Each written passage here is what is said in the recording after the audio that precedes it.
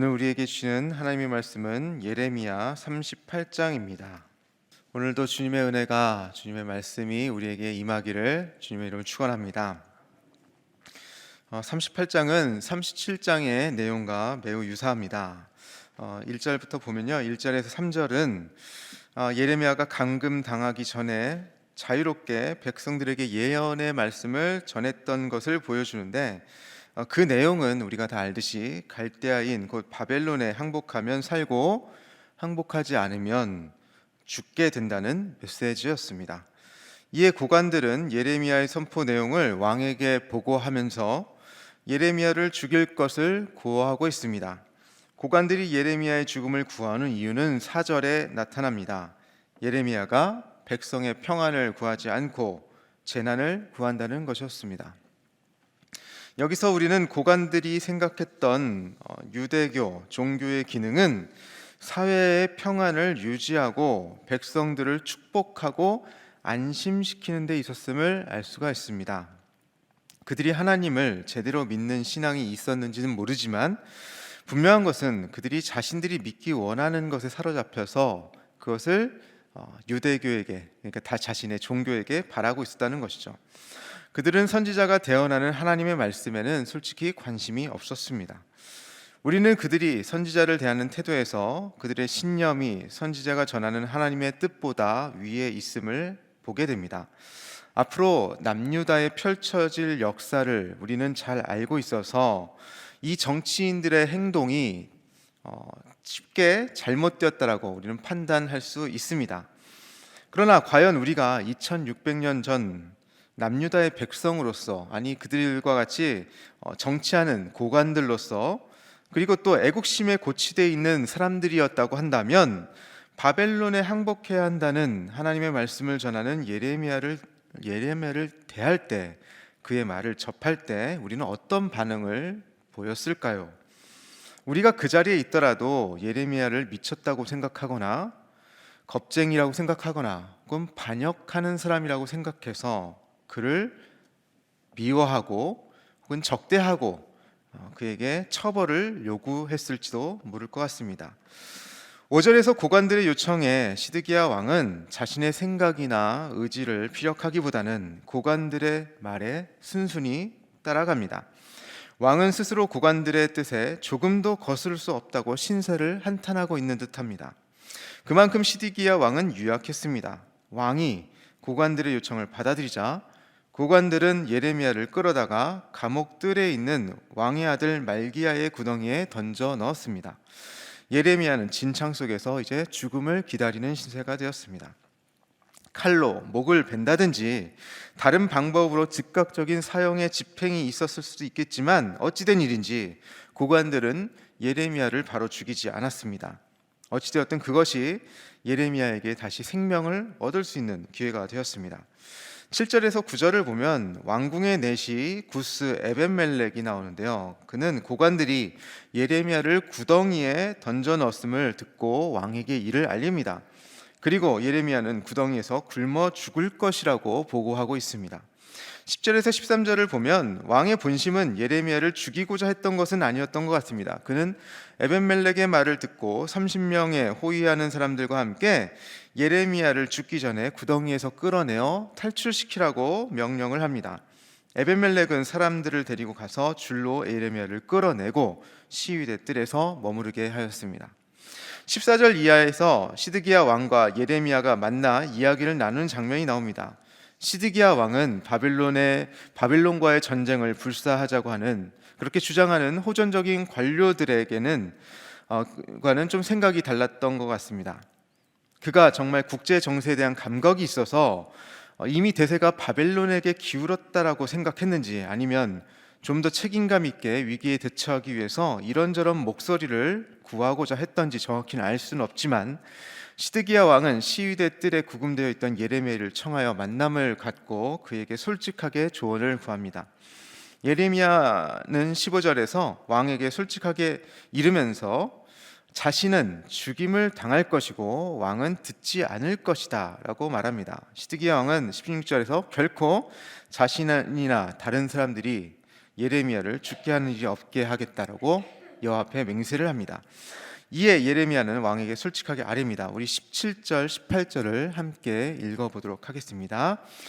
예레미야가 시드기야에게 이르되 만군의 하나님이신 이스라엘의 하나님 여호와께서 이와 같이 말씀하시되 내가 만일 바벨론의 왕의 고관들에게 항복하면 내 생명이 살겠고 이 성이 불사름을 당하지 아니하겠고 너와 내 가족이 살려니와 내가 만일 나가서 바벨론의 왕의 고관들에게 항복하지 아니하면 이 성이 갈대아인의 손에 넘어가리니 그들이 이 성을 불사를 것이며 너는 그들의 손을 벗어나지 못하리라 하셨나이다. 요약하면 바벨론에 항복하면 살고 저항하면 죽는다는 것입니다. 이것이 여호와 하나님의 뜻이라는 것입니다. 우리는 19절을 통해 시드기야가 항복의 가능성을 조금 염두에 둔 것을 보게 됩니다. 그러나 시드기야는 유다가 항복했을 때 이미 바벨론의 포로로 끌려가 있는 유다인들에게 조롱을 당하고 공경을 당할까 염려하고 있는 것을 보게 됩니다. 시드기야 왕도 권력자이기 전에 사람들과 똑같은 선택의 기로에 선 결단을 해야 하는, 그 선택에 책임을 져야 하는 두려움 많은 동일한 인간이었던 것을 보게 됩니다. 예레미야는 염려하는 시드기야를 20절에서 안심시킵니다. 왕이 여호와께 순종하여 바벨론에게 항복하면 포로로 잡혀간 유다인들에게 넘겨지지 않고 생명을 보존할 것입니다 라고 전합니다. 그리고 24절에서 28절까지 시드기야는 예레미야에게 지금 나눈 대화에 대해서 비밀을 지킬 것을 당부합니다. 고관들이 왕과 나눈 대화에 대해 묻거든 나를 요나단의 집으로 되돌려 보내지 마소서, 그리하여 거기서 죽지 않게 하옵소서 부탁하노라고 답할 내용을 알려줍니다. 예레미야는 왕의 말대로 하였고 그는 고관들로부터 죽임을 면하게 되었습니다. 예레미야는 죽임당함을 두려워하고 있는 것처럼도 보입니다. 우리는 하나님의 사람이 두려움이 없이 하나님의 말씀을 대언하였을 것이라고 생각할 수 있습니다. 하나님이 쓰시는 위대한 선지자라고 하여 우리와 다르지 않았습니다. 그도 똑같이 우리처럼 두려워합니다. 죽음의 위협 앞에서 그 누구도 두렵지 않은 사람이 없습니다. 두렵지만 용기를 내는 것입니다. 예레미야는 죽을지도 모른다는 두려움이 앞서 있지만 하나님의 말씀을 전하는데 용기를 내어 말씀을 전하는 것이죠. 그런 예레미야를 하나님은 지켜주셨습니다. 그는 시위대 감옥들에 머물면서 끝까지 자신의 백성에게 말씀하시는 하나님의 뜻에 순종하지 않는 예루살렘이 함락되는 것을 머지않아 지켜보게 됩니다. 예레미야의 마음이 어떠하였을까요? 이 말씀을 대하면서 우리는 마음이 무거워져 옵니다.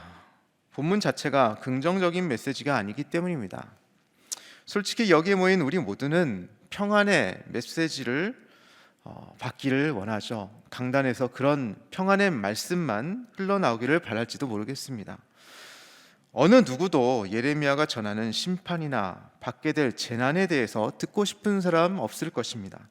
아무래도 대부분의 성도님들이 부정적인 메시지보다 긍정적인 메시지를 바라는 것을 알다 보니 하나님의 말씀을 전해야 하는 설교자들도 심리적으로 영향을 받기 마련입니다. 예레미야처럼 하나님의 말씀에만 신실하여 죽음을 무릅쓰고라도 용기를 내어 진리의 말씀을 전해야 하는 것이 맞는데 성도들의 바람과 기대를 생각하며 그렇지 못할 때가 많이 있는 것도 사실입니다.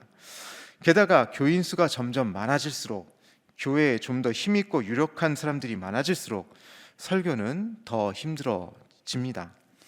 설교자가 하나님의 뜻을 전하더라도 그것을 자신의 입장에서 자기 입맛대로 해석하고 받아들이는 사람들이 많습니다.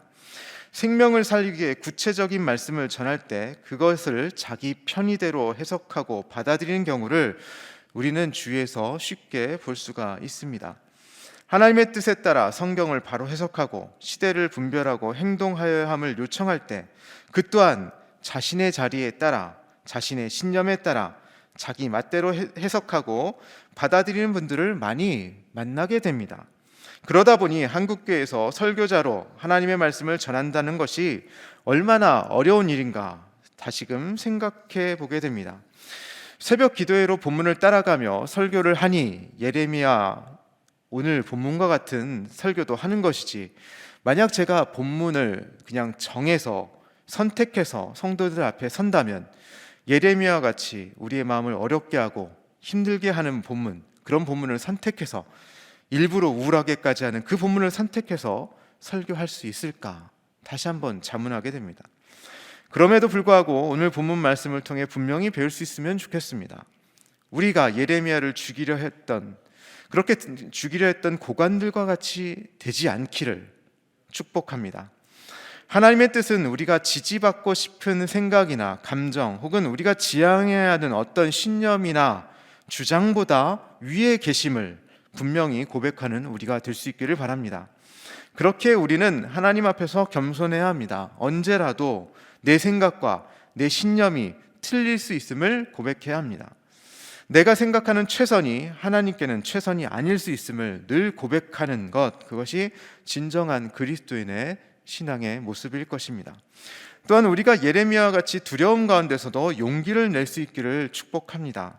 고난 가운데서도 희망을 바라보며 소망함으로 기도의 끈을 놓지 않고 하나님의 말씀에 순종할 수 있기를 축복합니다.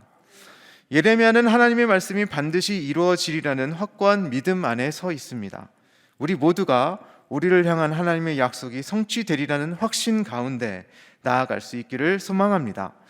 우리가 때로는 내가 하나님께 순종함으로 나아갈 때 손해보는 것 같고 또 희생해야 하는 그 자리에 설지라도 용기를 내어서 정직하게 신실하게 하나님 말씀에 순종하며 그 일을 감당할 수 있기를 결단하며 나아갔으면 좋겠습니다. 오늘 우리에게 이러한 주님의 용기가, 또 이러한 겸손함이, 그리고 정직하게 하나님을 대면함이 우리 모두의 있기를 주님의 이름으로 축원합니다. 함께 기도하기를 원합니다. 우리의 생각과 추구하는 가치와 신념이 하나님의 뜻을 앞서 나가지 않기를 함께 기도하기를 원합니다. 하나님 앞에서 겸손함을 잃지 않고 언제라도 주님께 순종할 수 있기를 준비시켜달라고 우리 함께 기도하기 원합니다. 또한 우리가 마주하는 두렵고 냉혹한 현실 속에서 예레미야와 같이 용기를 낼 수 있도록 함께 기도합시다. 하나님께서 우리와 함께 하실 때 모든 두려움이 사라지고 하나님께서 주시는 용기로 세상을 능히 이길 수 있도록 함께 기도했으면 좋겠습니다. 코로나19와 같은 여러 문제들이 폭풍과 같이 우리를 위협할 때 우리가 주님의 날개 그늘에 보호를 받으며, 날개 그늘 아래에서 보호를 받으며 평안을 경험할 수 있기를 함께 기도하십시다.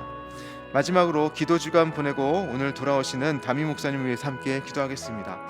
내년도 목회를 위해서 기도하시며 말씀 묵상 가운데 나아가시는 담임 목사님 가운데 함께 하시고 돌아오시는 길도 안전하게 지켜주시고 앞으로의 목회 사역도 주님의 뜻대로 잘 감당하실 수 있도록 우리 함께 간절히 주님께 기도하며 나아가겠습니다. 하나님 아버지 감사합니다. 우리 가운데 주님의 은혜로 함께 하시니 감사를 드립니다. 하나님, 주님께서 우리에게 예레미야 본문을 통해서 다시 한번 우리의 가치나 신념이나 생각이나 경험이 주님보다 앞서지 않기를 기도하며 나아갑니다. 주님 함께하여 주옵소서. 주님께서 함께하여 주셔서 우리가 하나님 앞에서 늘 겸손하게 하게 하여 주시고 주님의 뜻을 구하며 분별력 있게 나아갈 수 있도록 아버지 기도하게 하여 주옵소서. 그렇게 행동하게 하여 주옵소서. 주님께 순종하며 나아가는 우리가 될 수 있도록 도와주옵소서. 하나님, 우리가 마주하고 아버지 또 경험하는 두렵고 이 어려운 현실 속에서 예레미야와 같이 하나님의 말씀을 끝까지 포기하지 않고 소망함으로 용기를 낼 수 있도록 기도합니다.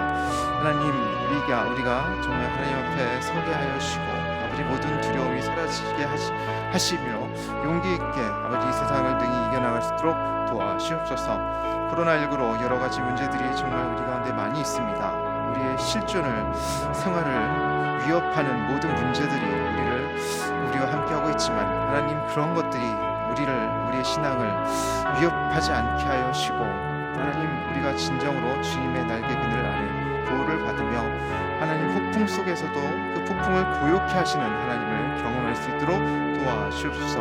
우리의 마음과 생각을 주님 지킬 수 있도록 도와주옵소서. 기도 주간 보내고 계신 담임 목사님께서 아버지 내년도를 위하여서 기도하며 말씀 가운데 나가실 때 하나님 지켜주시고 능력 주시고 지혜 주시고 하나님의 뜻을 더욱더 깨달아 아버지 내년 목회 사역 잘 감당할 수 있도록 도와주셔서 주님 돌아오시는 길도 안전하게 지켜주시고 하나님 바라보며 순종하며 나가는 우리 목사님 될 수 있도록 도와주시옵소서. 하나님 아버지, 우리에게 말씀으로 은혜를 허락하여 주시니 감사를 드립니다. 언제부터인가 우리 교회가 세상을 변화시키는 구체적인 메시지를 상실하여 버린 것은 아닌지 모르겠습니다. 우리 각자의 자리를 지키기 위해서 우리가 솔직하지 못했고 하나님 앞에 정직하지 못했던 것도 사실인 것 같습니다. 우리를 불쌍히 여겨 주옵소서. 우리가 예레미야처럼 하나님 뜻에 순종하게 하시고 두려움 가운데서도 용기 있게 행동할 수 있게 하옵소서. 주님의 뜻을 가감하지 않고 온전히 전하며 가난한 영혼들이 하나님의 복음으로 새롭게 되는 역사를 다시 보게 하여 주시고 다시 우리 교회가 세상을 살리는 일에 헌신하는 역할 감당할 수 있도록 하옵소서. 우리의 시각이 우리가 볼 수 있는 시야를 넘어서게 하옵소서. 우리의 신념을 초월하여 우리의 생각과 우리의 가치와 우리의 경험을 초월하여 우리가 살고 있는 이 지역을 초월하여 역사를 주관하시는 하나님의 크신 경륜을 붙잡게 하옵소서. 하나님과 이웃 앞에 겸손한 자로 서게 하시고 현실에 뿌리 내린 믿음으로 어려운 시기에 먼저 손을 내밀고 섬기는 자들이 되게 하여 주옵소서. 담임 목사님께도 함께 하시고 늘 주님 안에서 평안하며 성도들을 사랑의 마음으로 목자의 심령으로 아버지 섬기게 하여 주옵소서. 이 모든 말씀 예수님의 이름으로 간절히 축복하며 기도하옵나이다. 아멘.